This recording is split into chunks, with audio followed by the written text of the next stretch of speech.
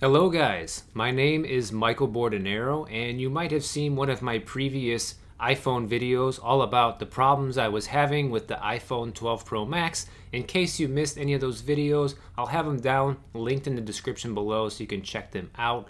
But basically the story goes like this. I came from having an iPhone 10 and I upgraded to the iPhone 12 Pro Max on day one. And I was having some serious camera issues, and those are the videos I'm referring to.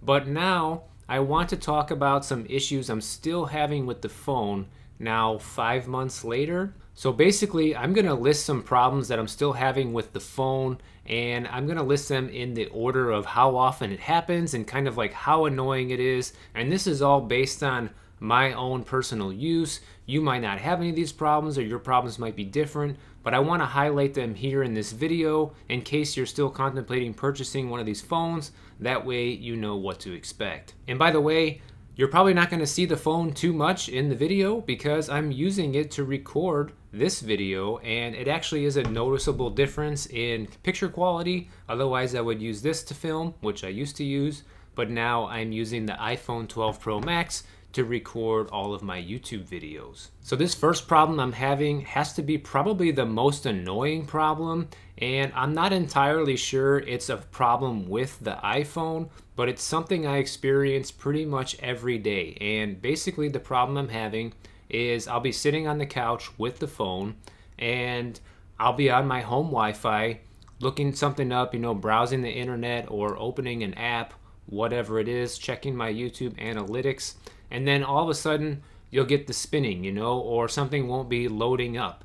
And this will happen intermittently, kind of completely unexpected, and I'm not really sure if it's my home Wi-Fi or if it's something to do with the phone, because as soon as you turn the Wi-Fi off and the phone switches over to LTE, everything will work just fine. The information I was trying to refresh or load up will instantly come up once I switch over to LTE, and then after maybe 5 minutes or so, if I switch back to the Wi-Fi, it'll be fine, like nothing ever happened. And I don't use outside Wi-Fi sources enough to really test if it's actually the Wi-Fi or the LTE. The Wi-Fi source I use the most outside of the house is at the gym, and I'm using that for about an hour at a time, and I don't experience this issue. And I have tried changing the cable router and the modem in my house, and I'm still having the same issue. So I'm not entirely sure if it's an ISP issue or an iPhone 12 Pro Max issue. Either way, I wanted to list it here so you guys know about it. The next one, this one really gets me, especially at the gym, because you still have to wear the mask when you go to the gym, unfortunately, with this whole situation that's happening in the world. And the number one thing that irritates me with that, besides having to wear the mask, is how the Face ID doesn't work with the mask.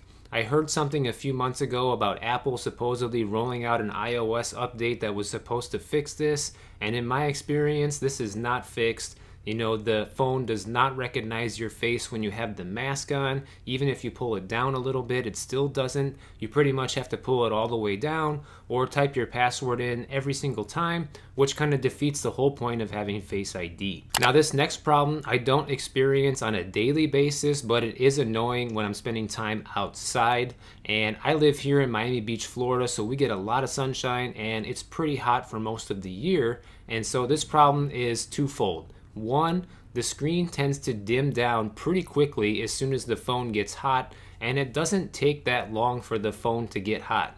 And I'll say this, I experienced that same problem when I was using the iPhone 10, but I feel like the iPhone 12 Pro Max gets hot even faster, and the screen goes so dim to the point where you basically can't even see it when you're outside. And to second that point, even when the phone's in normal working condition and the screen is at max brightness, I feel like it's still not bright enough. On a bright sunny day, it's kind of hard to see the phone screen outside, and that's like one of my biggest complaints. I wish the screen was a little bit brighter or had some way to combat this when you're outside, because if you live somewhere like I do where it's hot and sunny a lot, you know, you're going to be outside a lot, and naturally you're going to have your phone with you, and not being able to see what you're doing in those conditions can be pretty annoying. I saw a lot of people in the comments of one of my last popular iPhone videos about having the focus issue with the camera on the phone. Unfortunately, this is still a problem. It has not been fixed in any kind of software update, so most likely this is probably a hardware issue, and I don't see it ever getting fixed. And actually, I never noticed this problem until people started mentioning it in the comments, and I went ahead and tested it myself, and sure enough, it is an issue. And I went back to my iPhone 10 to see if it was an issue with that phone as well, and it turns out this is not a new problem, guys. You know, this iPhone 10 came out in 2017, and you have the same issue with this phone as well. So I would imagine probably most iPhones have that issue, and the only thing I could tell you when it comes to that is try to back away a little bit and not take such a close-up, because the closer you get to what you're trying to photograph, the harder it's going to be to get that nice clear picture that you're looking for. Now I have to say, overall, I do still really love the iPhone 12 Pro Max. If I didn't, I would have returned it back when I was having all those other issues a few months ago and just stuck with the iPhone 10.